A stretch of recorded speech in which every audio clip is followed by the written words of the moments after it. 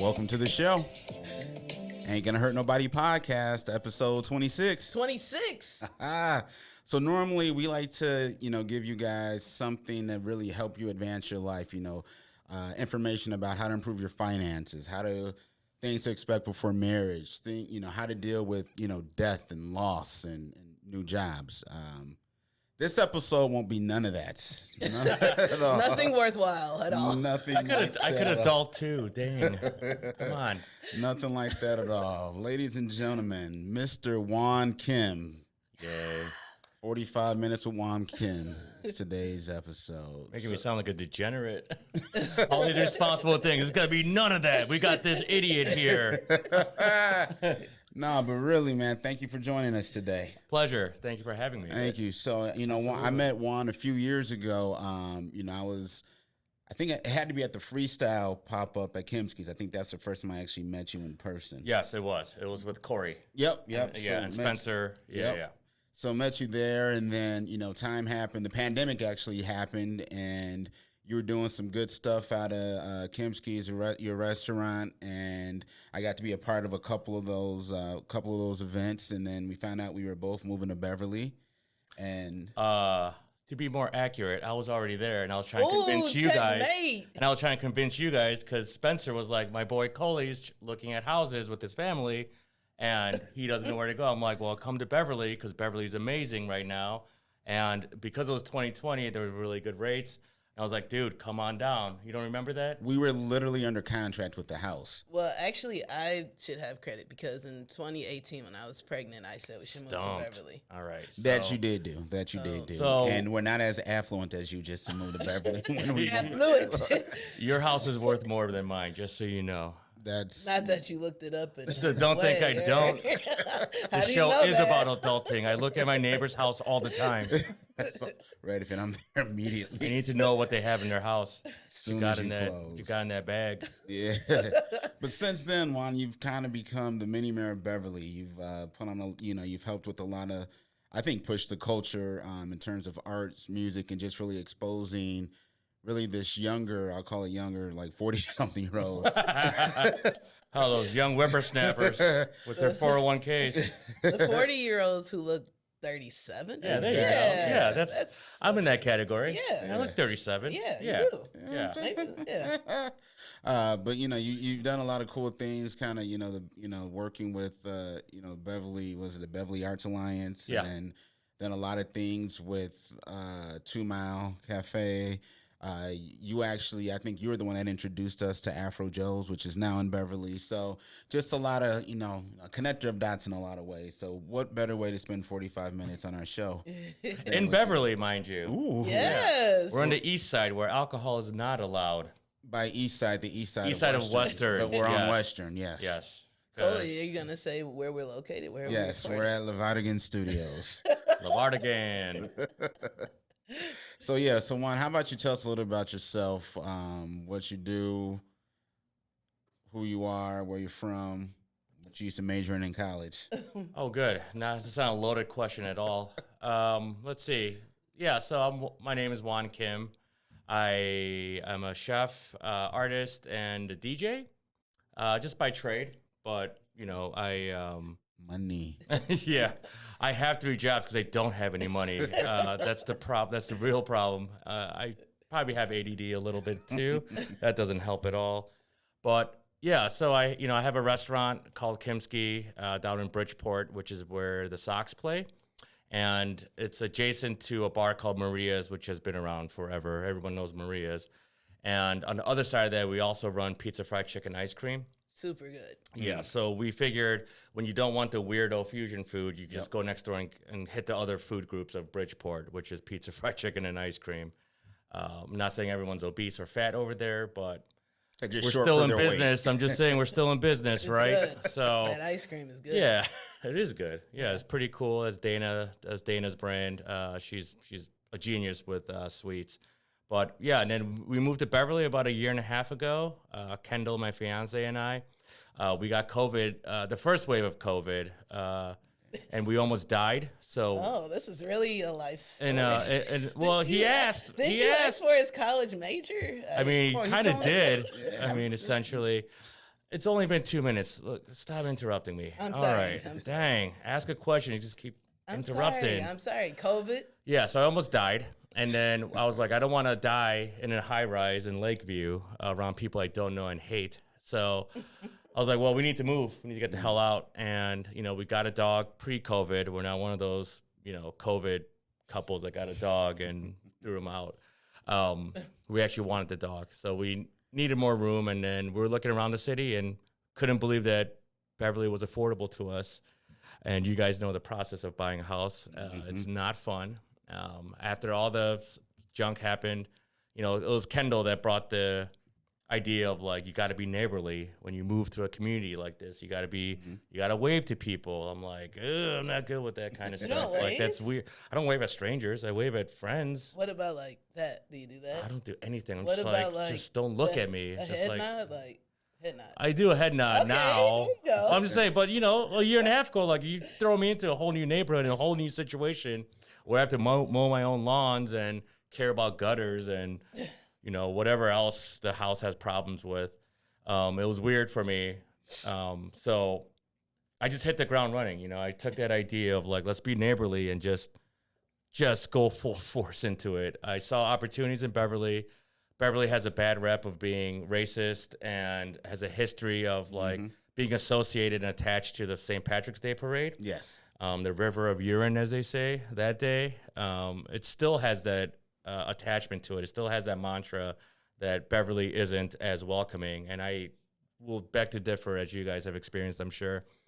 And I really just, it's a little self-serving because I wanted cool things happening around me because I didn't want to drive 45 minutes north anymore to Logan Square, Wicker Park, or South Loop even. I want, there's really cool people around the neighborhood. And I was like, we can have our own scene here and change the dynamic of what people think Beverly is these days, Yeah, so maybe like they'll come down and be like, well, it's not as racist as we thought.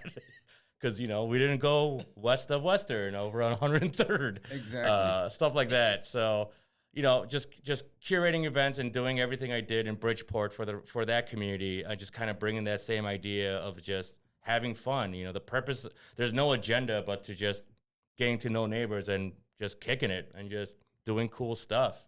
Yeah. Like that was literally my agenda and the only thing I had in mind, and try to utilize some of the businesses and just maybe have them think outside the box like I do, because my brain doesn't stop, Yeah. Exactly. Yeah. And I think what's cool is, right, you talk about, being a chef, DJ, and artist, and you found a way to literally bring all three together, because I think culturally those things are relevant. Those things are always pervasive.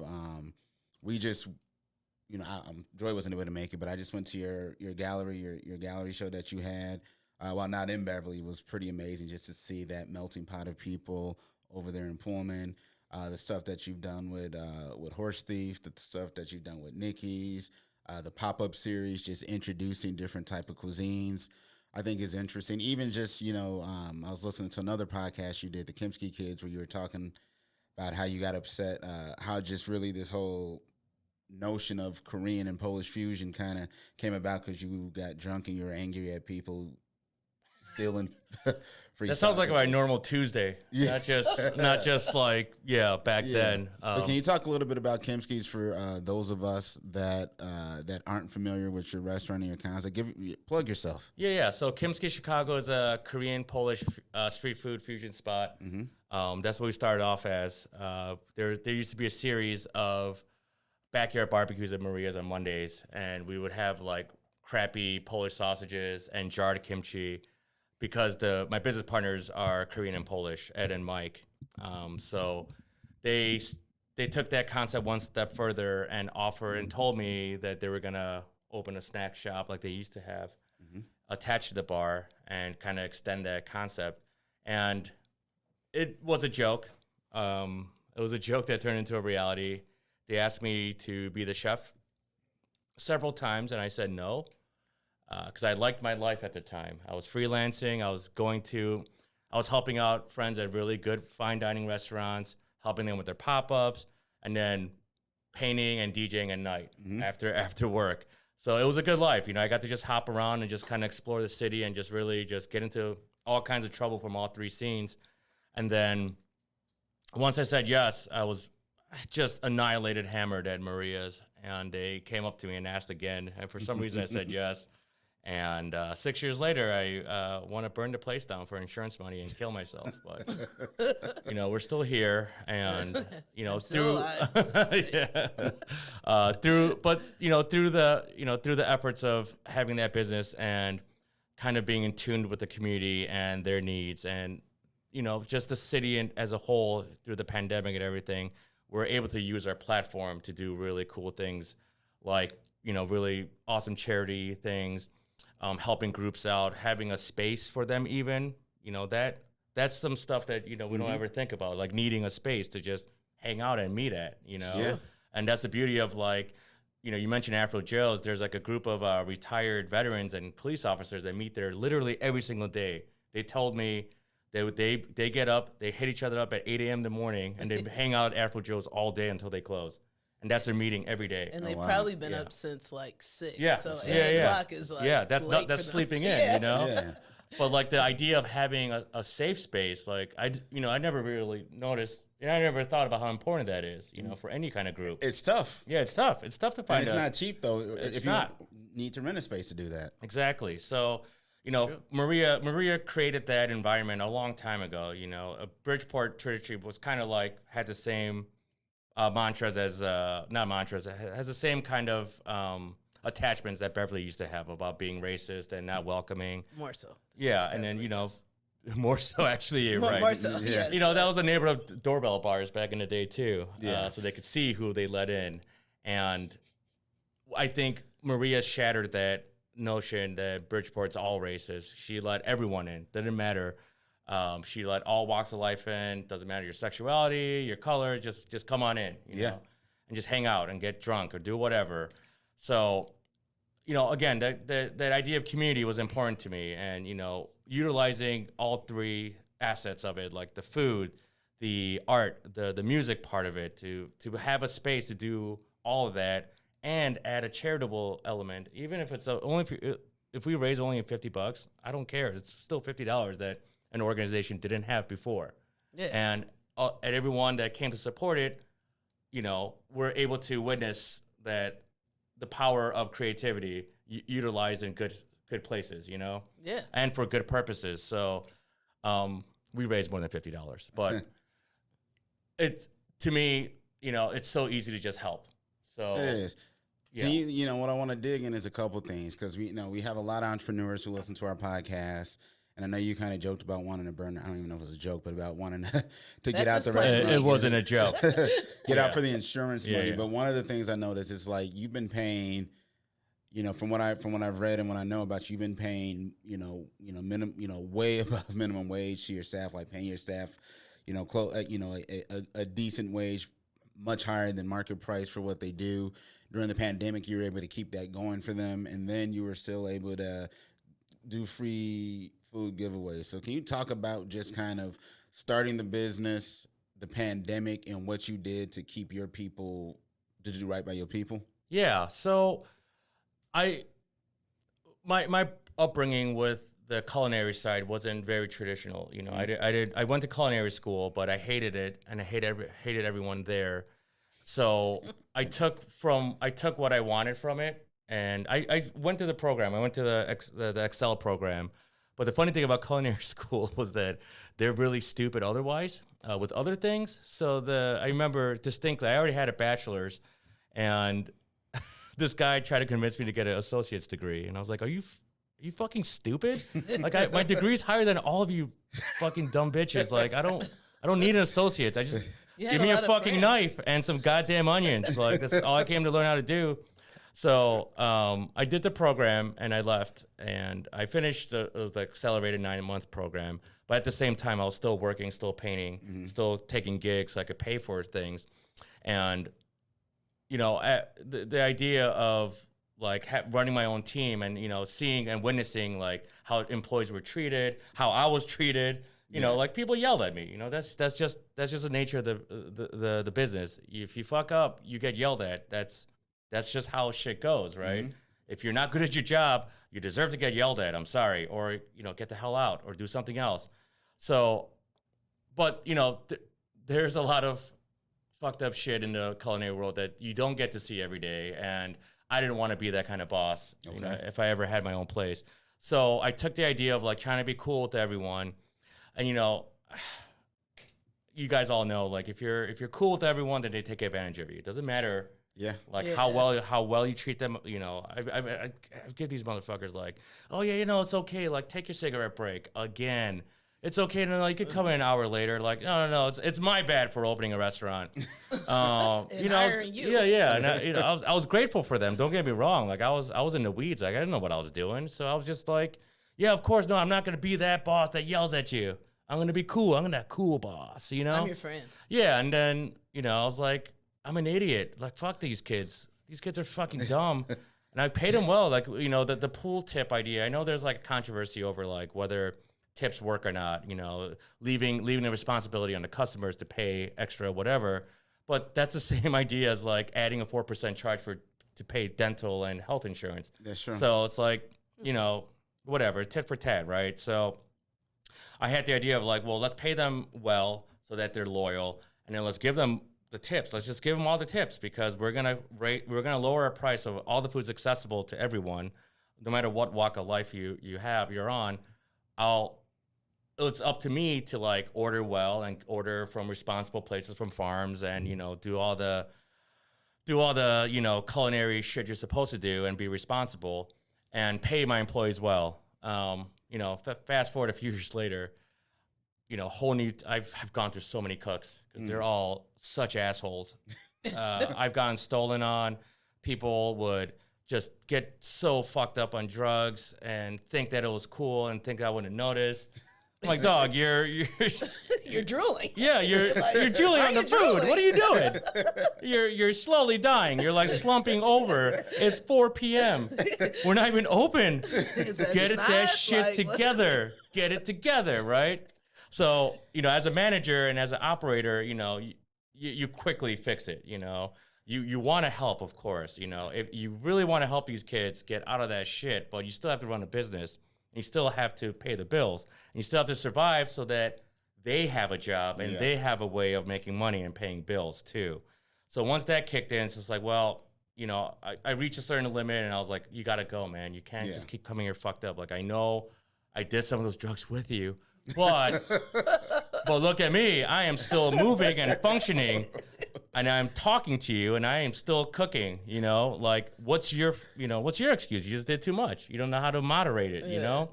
Yeah. So it started to become a hangout, and I had to cut that out. And then, you know, and when the pandemic came, you know, when push came to shove, like, it was, you know, Ed, my business partner, and I and Mike sat down. We were like, well, we can't stay open with this model of like takeout only, like all the restaurants were doing, because we're not really that kind of restaurant.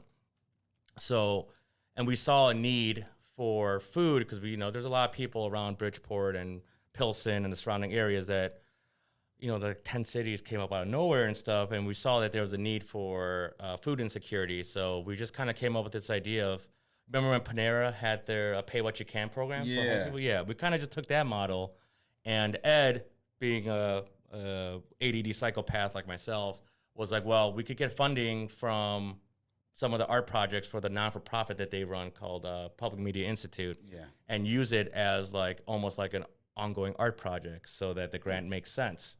Yeah, okay. So loopholes. And then we converted the whole bar because we couldn't open during the 2020. So we converted the whole bar into a restaurant style, like free-for-all. So, but it was still up to me to pay other restaurants to get food so they have security, and to hire and keep my staff at bay so they have money during the pandemic while they were scamming from the government and shit, because they didn't do shit. Fuck the government, sorry. But they weren't doing shit to help anyone out either. That's true. We didn't get any money from them, you know, for the program. No, that's what we showed and proved. We were on the news. We did fucking every single newspaper wrote about it, but they still didn't give us any funding. So we just had to figure out ourselves. So we got a lot of donations, you know. But it wasn't like I used to volunteer at soup kitchens. And have you guys volunteered at soup? Yes, yeah. I have. Do you remember the food that they used to serve? Just put everything in one pot and just a pot. Yep, and just slop just it. Slapple. Or Yeah. What's that spoon? Yeah. It's disgusting. It's like subhuman food almost in a way. Some very dry bread. Yeah. Yep. Very dry. You'd be lucky to have bread. It was probably a coaster. But we, in our minds, we're like, we're all in the same place. We're all in the same shit. So we got to treat each other like humans. And humans don't eat like dog food. You know what I mean? Yeah, We want to serve really baller ass food still and make people feel good about getting free food and not being shy, Yeah. So I was ordering from like Michelin star restaurants. I was reaching out. The head chef of Alinea made a week's worth of meal for us. It's dope. Everyone picked up their meal that didn't give a shit that it was El Ideas or Alinea or Fat Rice or Lula or whatever it is. They're just like, oh, this food's really good and it's different every week. And that was up to me. I had to delegate and change the menu every single week and come up with the printouts, send the menu out, do all that work just so that everyone could stay employed and we could still feed people and do a pay what you can program. And, that converted into, we started that with doing just Wednesdays, 200 meals on Wednesdays. And that took steam. And then, when winter came, we were like, okay, like we really need to figure this out and really help people out as much as we can. Mm-hmm. And at the same time, I was still doing my soup events, my charity soup events around Beverly. I moved it from Bridgeport to Beverly. Yep. That's how 2 Mile got involved. I just needed a place to store 300 quarts of soup, all pre-sold for 2 elementary schools in Beverly, Sutherland, and Clissold. Yep. So I set that up at the same time because people were thirsty for a variety of food. And there's like a sensory experience Yeah. associated. Oh, like absolutely. When it looks a certain way, it makes a difference. Like that big thing of soup might have tasted great, but it just was like disgusting looking. Yeah. Like literally, it's like Yeah. the way your food looks makes you feel a certain way before you even eat it. Absolutely. And then, so when the patrons are coming in, opening up their container, they were like, oh my God, it's like a composed meal. Yeah. You know what I mean? It looks dope, Just makes you feel better. Yeah. And then I would it didn't matter what walk of life you had. Like there was a guy that came in with a MAGA hat and I was like, yeah, that's fine. Just feed him. He's hungry too, Yeah. Like, and he would come in, just talking his shit, and I'd be like, all right, Jim, shut the fuck up. Like just because we're giving away food doesn't mean we're still not assholes. Like, shut the fuck out of here. Put your fucking mask on. Shut the fuck up. I'll see you tomorrow, Jim. But for now, Like, why cool. are you talking? Donald Trump, sweet, awesome. Okay, great. I'll see you tomorrow. There'll be new food. Sweet. Get the fuck out, Jim. So that's the idea is that like we're still on the same boat. We're still all humans. We treat each other like humans. Like if you act like an asshole, I'm going to treat you back like an asshole. Yeah. It's not like a give and take. We weren't a normal restaurant. Mm-hmm. We weren't like, oh yeah, sorry, you're right. It's like, no, you're fucking wrong as shit. You're so fucking wrong. You're a dumb fuck. Like you're going to get your food when you get your food. Like you don't know shit. Like that's why you're there and I'm here. I take your money because you don't know how the fuck you're doing with food. But anyways, I digress. So, the charity stuff, like it just came natural, Like I think I grew up with food insecurity myself. Like I grew up in West Rogers Park. Oh, okay. I was born in Korea. My parents came when I was young. My mom came solo, and then we grew up poor as hell, and food was very important to us. Like she still had all these great ideas and still made something out of nothing, feeding ungrateful kids like me and my brother, who are still picky. It doesn't matter, that's the thing about like food. It's like, doesn't matter how poor you are, you're still gonna be picky because we're assholes, we're terrible fucking species. So, growing up poor and, for me, my brother will always deny this. He was fucking picky. I ate everything. Are you older or younger? I'm younger. I was the one that ate everything. And he was like, oh no, you didn't eat. I'm like, no, bitch, I ate all that shit. Your dumbass was fucking picky. But I took that all in, all the experimental stuff I had growing up, like I applied it to everything I do because it's what my parents taught me. It's the right thing to do. They were Christians. I'm not a Christian, but they were Christians, and they're really good to their friends. And they always wanted to like show that it doesn't matter what level of poverty or what what level you're at in life. It's just like you just treat people well no matter what. And they got, you know, Korean churches back then, they're really judgy and they're like really terrible people, some of them. That's why I stopped being a Christian. I was like, your kids are terrible. And they're going to go to heaven like me? Fuck that. I'd rather go to hell. I don't want to go to heaven with these fucks. So, you know, I took that, you know, that shit meant a lot to me because, like, you know, to have a belief, you know, when you're poor and you don't have a lot, it's like, that's important, you know? Yeah, but these kids ruined it for me. And I was like, you know what? I'm just going to be better off on my own, you know? And I'm just going to be, you know, try to be a decent person. And I think that's, you know, and it doesn't mean that, you know, you have to be like gentle and like really nice and soft-spoken, you know? It's like you could be a loud, brash, you know, piece of shit and still give back, you know? Yeah. I don't know if I'm a loud, brash piece of shit, am I? I was like, is he referring to himself? Yeah. I guess, I didn't know. I didn't know either. I think I'm just kind of going off on a rant. Yeah. That's been a 25-minute rant just on the same page. That's the total time, Coley. I don't know if you know how to read a watch or a stopwatch. Baby step. So, you know, you spoke a little bit about your restaurant and food endeavors, right? You know, with Kimski's. You also mentioned you're a DJ and artist. So what type of music do you spin? What type of music do you listen to? What type of music, you know, do you spin all that stuff? You know, these days it's called open format, right? When you play all kinds of genres. Yeah. When I was growing up, when it was just vinyl, it was all like, you know, 90s hip hop. You know, it was like East Coast. You know, I was the East Coast hip hop snob. You know, Premiere all day. You know, Group Home, That Family. You know, Wu-Tang, obviously, for the children. Always, you know, always. De La, you know, all the classic East Coast stuff. I got into the West Coast a little later, like in the 2000s, like 2010s, I should say. You know, you grow up and you're like, do you like Too Short? I didn't back then, but I love him now. Okay. Now I understand the lyrics. I'm like, this dude is raunchy as fuck. I'm into it. Yeah. Too Short's great. He just performed at the Golden State Warriors game. Yeah. As he should. He did blow the whistle. I'm like, that song is dirty. Yeah, that's what the referees do. Yeah. That's definitely not what he's mentioning. Is that what he's talking about? Oh, wow. I need to look at the lyrics. Then. Yeah. Definitely not PG. Yeah. Well, I saw Too Short in freshman as a high school. Freshman. Your parents let you see him? Yep, him and the Hot Boys. So, you know, Hot Boy. That's impressive. Thank you. I saw Diggable Planets as a teen. That was my a first good one. concert. That's pretty good. That was right after Blowout Cone came out. Did you just like sit in the back? Oh yeah, I was were way in you the back. like? There's no way. I had no business being in the front as a teenager with my brother. My brother's the one that took me to the show. Oh, that's cool. Yeah, that was the first time I saw a live band with live band. MCs. Jazzy Joyce was there. I was like, I was in love with her and Mecca.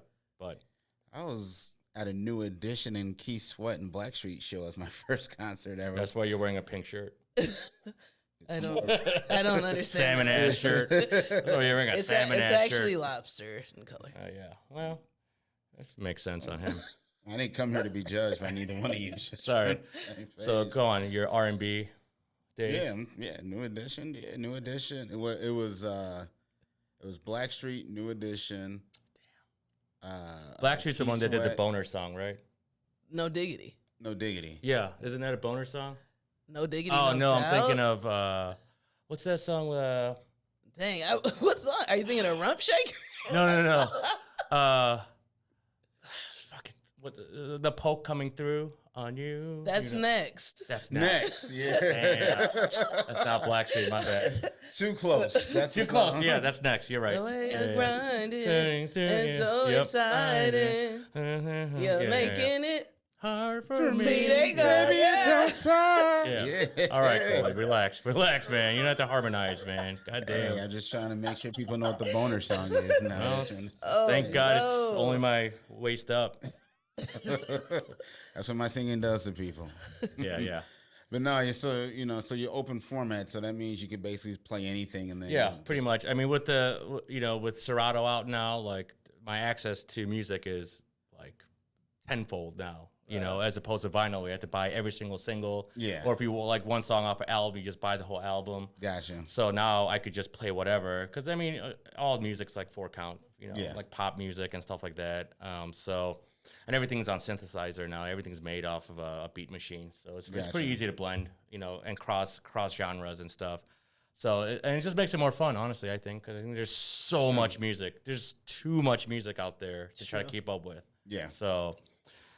As long as people have an open mind, you know, I just play whatever. So you talked a little bit about your food. You talked a little bit about your big heart. That's still black somehow or another, but it's still big. Yeah, it's black. And then we also Talk about the boner song. talked about the bonus song. So Figured it out, thank God. Yeah. So can we talk about art? Yeah. Your true passion, your true love, Mr. At Revised CMW. Actually, that's the one that's the one profession that makes me a lot of money. Nice. So I have the restaurant, and I kept the art jobs. I kept this counter service because I needed time to do art gigs. Because if I wasn't able to do art, if I didn't have time to do art, I would have literally killed someone that first year. So, creative wise, art was my first passion. Started that in high school. I was doing graffiti because, you know, the whole hip hop thing was really, you know, late 80s, early 90s. I was part of that, and just took up graffiti, and it was just so raw and just so fun. So I just got super obsessed with it, like obsessed to the point where like I would look at graffiti magazines at Tower Records off of Clark and Fullerton, and then I would know this the corner where that wall was. Really? And I would that's take cool. I would take the bus as like a 15-year-old like gangly Asian kid going into the hood just to look at like, oh my God, that's a dog painted. It looks dope. So did you like stand kitty corner from it or in front of it? I would just go right up to the wall and I would go like right up to it and just see the line work. Oh, wow, You know? I would okay. just, you know, I didn't care, you know, like that's the thing about No, that's passion, cool, right? that's And just cool. like, if you love something, you just go and do it. Doesn't matter how dangerous it is. And I should have thought, you know, now that I'm looking back at it, I'm like, man, I could have gotten killed.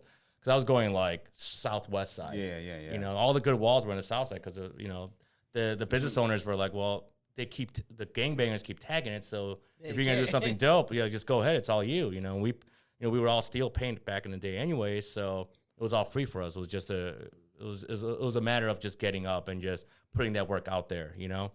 And now, you know, fast forward again, you know, 20 years later, I'm still writing on garbage cans because it's still fun for me. You know, I know I'm 42 and it sounds juvenile, but like just catching a tag on a pole, even, I'm just like, oh, I feel so productive now. Like my day is complete, you know, because I just grew up doing it. So how do you feel just, you know, like seeing artists nowadays, and, you know, I feel like the barrier of entry to becoming an artist or a fine artist has been lowered because people have found a way to leverage social media and their phones to be able to take that following, then to parlay that into a art form of some sort, whether it's a print, doll, whatever the format or medium is, and they're able to parlay that into money. You know, people got to hustle. But how do you feel about that, just as somebody who's been, you know, at it, it sounds like, for almost 30 years? Yeah, that fucking aged the shit out of me. Well, you know, there's like the NFT shit now, right? Yeah. Which is like the new avenue of making money off your art. But yeah, I mean, I don't. It's just so hard to keep up. I don't even know, honestly. Gotcha. Like, I'm analog all day, so for me, it's just like the physicality of it. It's like painting, you know, getting the arm motions, you know, the brush stroke, you know, that's all stuff that, you know, I grew up with. And that's all I taught myself how to do. So, you know, all this stuff, the toys, the prints, and, you know, the NFTs, you know, the walls, and, you know, like it's a free for all at this point, you know. Yeah, Like Can you explain what NFT is? Like, it's a non-fungible token. So essentially, this pen can be an NFT in a way. If you put it out there, it has to be minted, it has to be converted. I'm going off of what a 20-year-old told me from what I remember. And basically, this becomes a Bitcoin, essentially. okay. It becomes its own token. So actually, a company came up to us and said, hey, we're trying to combine restaurants and NFTs. Basically, come up with an image, and people will buy it as a non-fungible token, and then that way they could utilize it. And if they present that artwork that they bought via Bitcoin or Ethereum, then they get a discount in real life in, you know, IRL, and then we would just get the money off of the token, the NFT. It's bizarre. I still don't fully understand it. Is it like a bartering system, or I don't? Yeah, in a sense it is, because there's no actual cash exchanged. It's all through the Bitcoin world, the cryptocurrency world. Yeah. So there's no actual physical money exchange. It's just literally like, oh, I have a crypto wallet. Here's 0.058 of Ethereum for this artwork that I have now, and it's in an edition of 300 or 3,000. Gotcha. So I can't believe I just explained all that. Like I knew what the fuck I was talking about. Yeah. I know. I would have lost that bet. That shit was insane, man. Wow. You did well. If you literally asked me a week ago, I'd be like, is that a team? Is that an NFL team? What the fuck is that? That's what I was thinking. Damn, I sounded smart as fuck. I know, you just went into a zone. I really did. I saw that fucking anal ring, and I was like, damn, I'm just looking right at it. I was just fucking got lost in the hole. It's a non-fungible token. Yeah, that's a redeem with Bitcoin or Ethereum. Sounded very robotic. Yeah. What the fuck just Well, that's what these kids sound like to me. Yeah. I was like, what the hell? I fucking said decibels. I sure did. I went to decimals. Did you make this NFT for Kimski? I did. And then they're gonna. I forgot when they're gonna launch it. Again, this is a whole language. I'm just like, just tell me what I need to make. So what did you make it, or is that, I is just that did. all I part just of the release? No, it doesn't matter. I just did like a logo of the Kimski word into sausages. That's and cute. I put like mustard on every single sausage. That's adorable. Oh. And then it's a pretty cute image, I think. Yeah. But you know, if they can sell it and push it, like it's. You know, I'm curious. I just want to see the process. I just want to know. I'm just so curious. I have no idea about it. Do you have anything to lose, really? Do you have no? And that's nothing to lose. That's a good point too. Like I have nothing to lose. The image took me like an hour and a half to draw, so it doesn't matter. You know, I don't have to invest any of my own money either. Oh, okay. That's the best part about it. Oh, that's cool. There's low overhead, which is why the tech bros can make a lot of money. If you're like well versed in the program of like, you know, creating images like graphic designers did. You know, that's a separation. Like when graphic designers first came out, these are like non-artistic people that just knew the programs. That's why they were snatching all the jobs, but they couldn't draw a fucking stick to save their life. But they knew the programs, which is why they made a fuck ton of money. Okay. And you know, when they needed artists' work and their brains, that's when artists were like, oh, I could do all the art stuff that they can't do, but I just have to learn the program. And that's how graphic designers came to be, and that's why they're making a fuck ton of money now. So in the same way, understanding the technology is just as important as having the creative outlet, you know, to apply that to, you know, as an entrepreneur. And again, slowly I'm understanding it. I get it, you know, but you know, the old man in me is still like, shut up, kid. Go pick up a broom. Get off my lawn. Get off my lawn. Clean that window. Oh man. So like, what would you tell our listeners who like have these passionates and really talents, but they don't necessarily know what to do with them, or they don't know how to parlay it, or they feel like, hey, I have a job, I'm steady, I'm stable. Yeah. I don't want to fuck that up trying to, you know, become a painter, even though I'm really good. I stopped 20 years ago. That's a good question. Honestly, I think obviously everyone has their own methods and their own threshold of how far they want to take a hobby or a passion or whatever it is. But I would say you have to do it unabashedly, and you can't be afraid or worried about anything. Mm-hmm.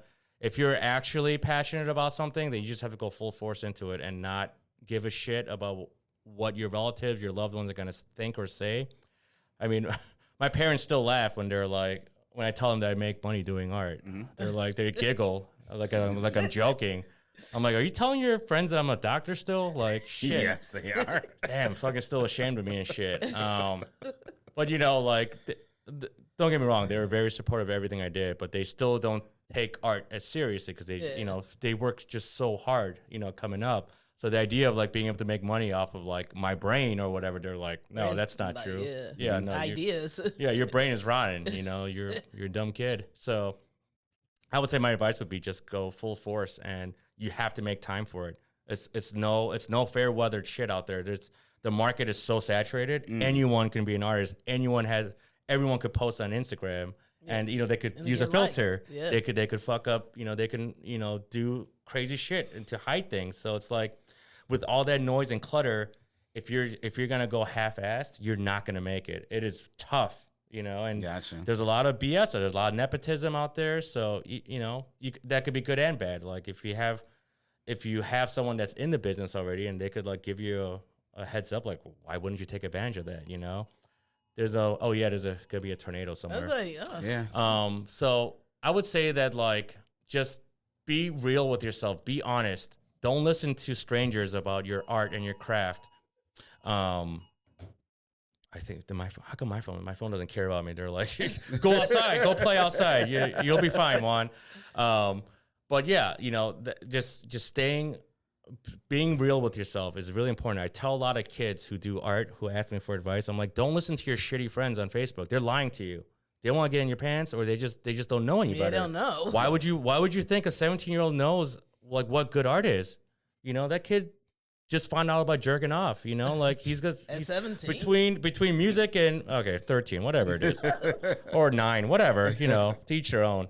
But this idea of like trusting strangers and just trusting compliments only, it's wrong. It's a wrong way to look at anything. And I know 30-year-olds that do that. They're like, That's a well, good point. I know my poem is dope because Sasha said she loved it. I'm like, well, Sasha's a fucking idiot. She's an accountant at a bank. What the fuck does she know about what good cadence or what good, word structure is? You know what I mean? Like, that bitch doesn't know shit. She just posted about fucking eating, Cheetos off her fingers. Like, what the fuck? What the fuck she know about, like, poetry and shit? You know what I mean? Like, why are you trusting this bitch for, It's true. So, like, Cheetos are good. I know they are, but, like, I don't want to see a video about, how to properly suck it off your fingers and shit, But that's the kind of clown shit that social media has too. It's true. You know what I mean? Like it's stupid. It's not meant for anything but entertainment. But now we're shifting to using it as a really important tool to promote yourself. So it's like you have to weed out the bullshit. There's a lot of bullshit on there. So just understanding that bullshit, you talked a little bit about if you're going to be an artist, you got to go at it full time. You can't half-ass it. You can't rely on compliments alone. You have to really go at it, and sounds like you have to like put product out there to see if people actually put their money where their mouth is to know if it's sometimes. I mean, I wasn't comfortable showing any of my like studio stuff until like 10, 15 years in, honestly. Really? Yeah, I was super insecure. That's why I love graffiti. It's instant. And it doesn't matter if it sucks because the city will buff it or, someone else will go over it, like graffiti for me it's super temporary. Which is why I loved it. I got you. Yeah, as long as I get a flick of it, like I don't care. You could like the Nicky's wall. Like the first 2 times I did it, kept getting dissed. I'm like, go ahead, toy ass motherfucker. Like I got a picture. Like that doesn't affect me. I don't give a shit. Got it. But when I say full time though, I think it's important to note that like, after your full time job, even if it's a hobby, but you're still really passionate about it, just find the time. That's the full time I'm talking about. You work an 8-hour day, and then you should. The art shit should help you relax and just like you should look forward to doing the art. You know what I mean? If you don't like your job. So I got it. Yeah. Just one. I got one last question.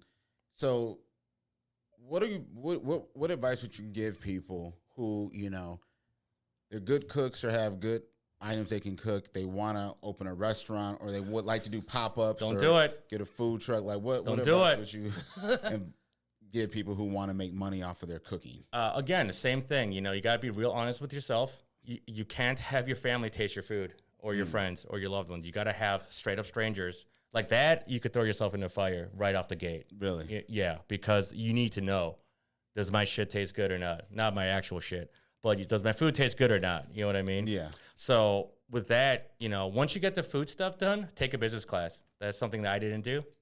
Take a business class. Just take a 6-week crash course. Find out the numbers. You have to figure out the numbers and what cost of things are. Gotcha. Yeah, I think too many creatives go into their wanting to do it full time without realizing there's a whole business side that's 80%. Like of course it's important to make good foods. Of course it's important to have good marketing and good space and equipment. But man, if you don't have a good accountant and you don't know how to figure out your finances, you're going to sink. It doesn't matter how good your product is. Gotcha. If you don't know how to spend for that good box of kosher salt and a good premium pork belly or whatever it is, you're going to fail, you know? Yeah. And it doesn't matter how good your food is, because that's the thing about pop-ups. It's a one-day thing. So you can afford to, like, you know, F up here and there because it's not a daily thing. You know, it's that one, this is the one chance you have to eat this one thing, whatever it is, right? So you could parlay that into, oh, maybe I'll do like a residencies at a restaurant, or maybe do a week-long pop-up or whatever it is.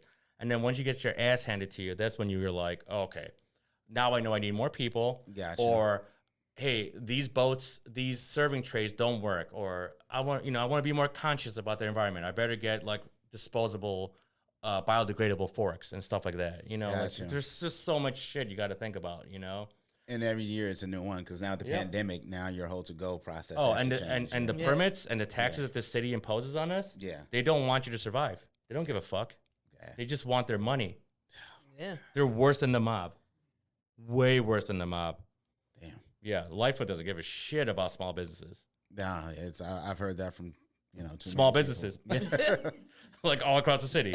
Yeah. So we're almost about time. So Juan, we end every show with a little segment called "Things We Wish We Would Have Known." So it's just something that we wish we would have known Oh, I gotta use my brain. earlier in life, and we'll, one of us will go before you, so you have time Okay. to think of Yes. yours.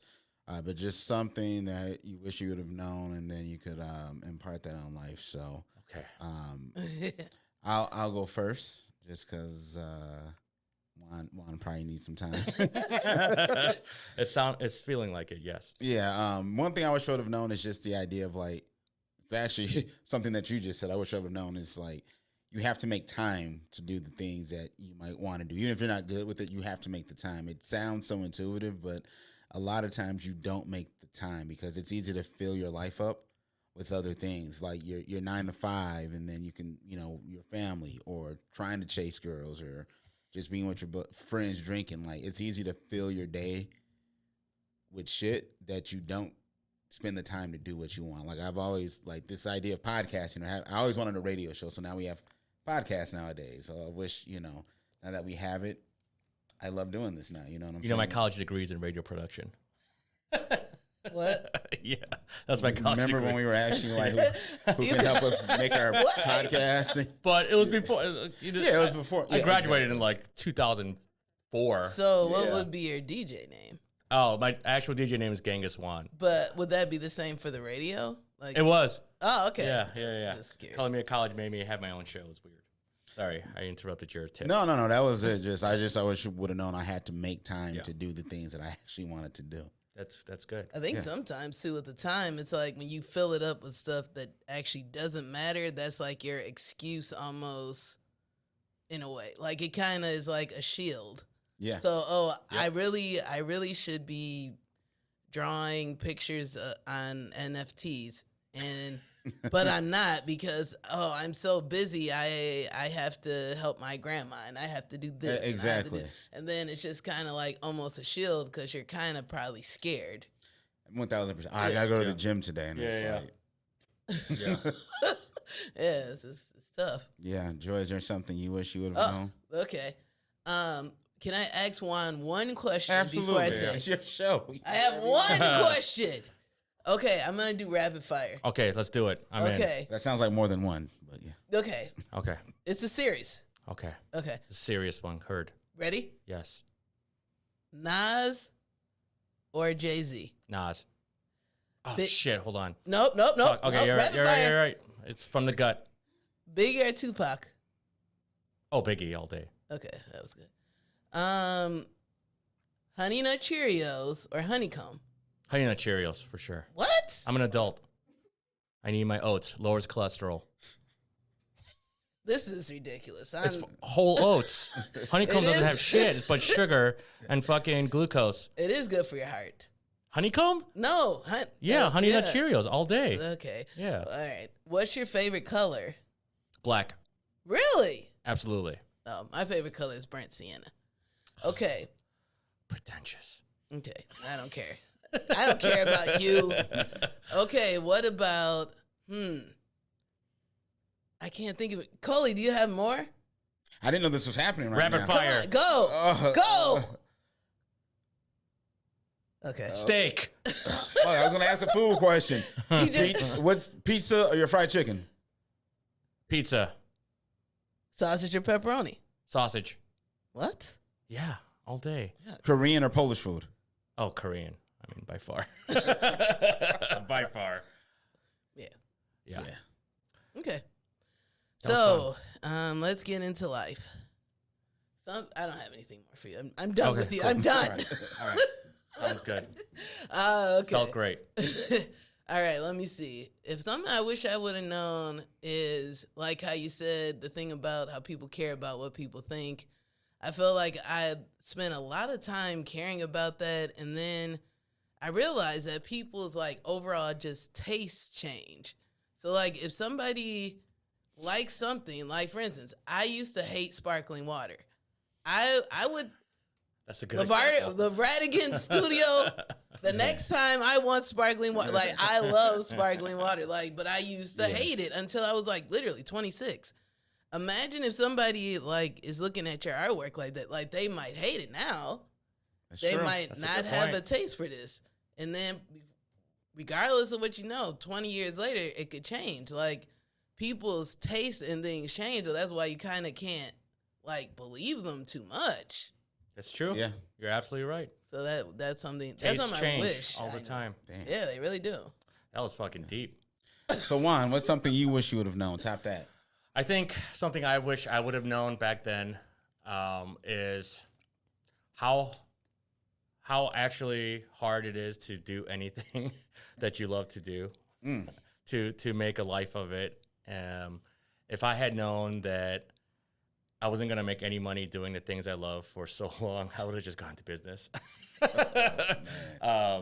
But in all seriousness, it's, I wish I had known how involved you have to be with every single aspect of, you know, having yourself as be the business. You know what I mean? So including, you know, like I was saying before, like the upkeep of finances, the books, you know, stuff like that. Like I grew up thinking that all I had to do was be creative and wild and free or whatever. And then that was going to be enough. And it's not. It's so much more beyond that. Like within the fun, you have to have so many non-fun things to make that fun possible and further down the line. You need those honor ramps and runways. Yeah, man. you know, like a lot of people just, you know, kind of leave their fun behind in college and high school because they don't realize that like this, you know, that lifestyle is actually like still sustainable, but you just have to be, you know, you just have to have the know-how how to keep it sustainable. And I think that's something that a lot of young creatives don't realize, that there's a lot more involvement than just being this fun, creative weirdo or whatever it is. You know what I mean? Got you.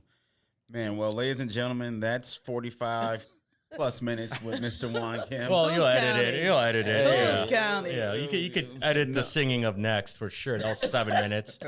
It's 45 minutes right there. What's that boner song? Oh, yeah, let's sing it together.